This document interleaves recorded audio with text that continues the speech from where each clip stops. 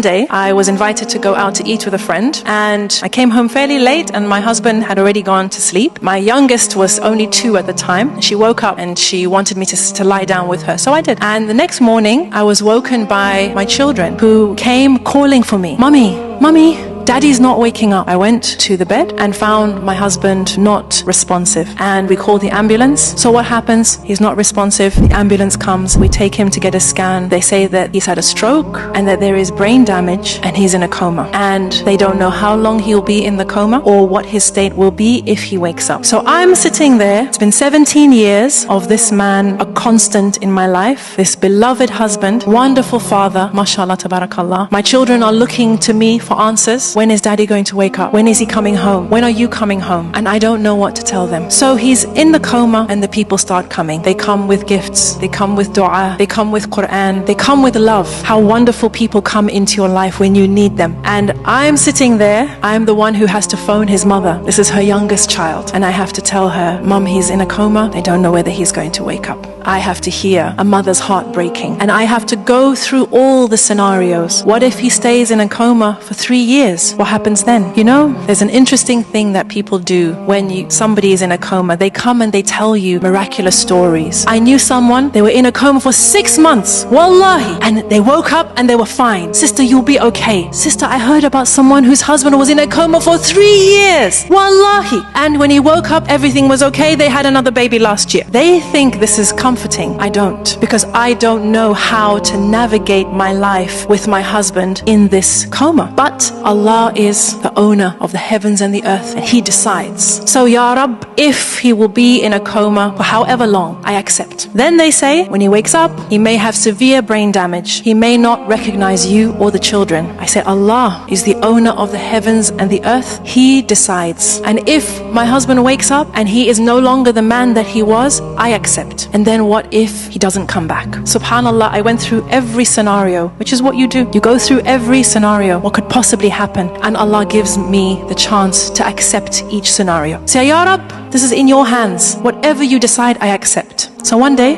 a sister comes with a story for me. And this was a story that did give me comfort. She said, you know, there was a husband and a wife. They had a daughter. And this daughter, from when she was born, she was very ill. And the doctor said she wouldn't survive past 1 year, 2 years, 3 years, 4 years. But the daughter survived. Until one day she got too sick and they took her into hospital. And the hospital staff said, you have to leave her here. So they come back the next day and the doctors say, it's not looking good. She needs this, she needs that. And the man says to his wife, not yet.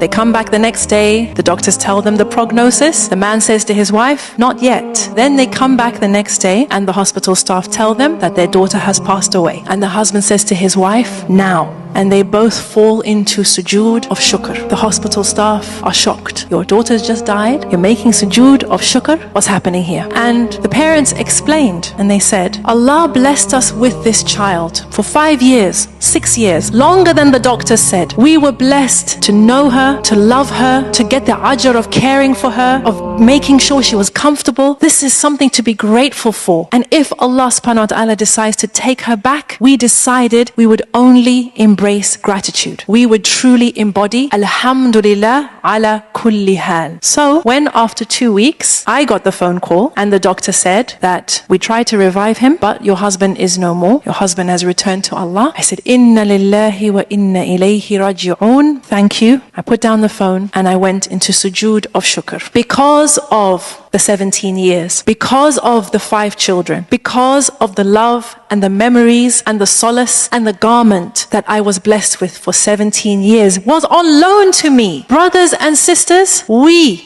as human beings are ungrateful. If you go to the bottom of almost all our issues, you'll find ingratitude, taking things for granted, thinking we deserve more. Why should I not have what so-and-so has, what I used to have, what I have always dreamt of having? We take for granted the people in our lives, and that includes our spouses. And to be honest, my hunch is that we take for granted our spouse more than everybody else. Why do I tell this story? Because I want those of you who are married, those of you who inshallah will be married, I want you to wake up to the ni'mah that is right there beside you. The fact that another person has agreed to share their life with you to build a life with you, to tolerate your nonsense, to make excuses for you, to love you in spite of your craziness, this is something to say alhamdulillah for. Comment alhamdulillah if you have reached to this point of the video.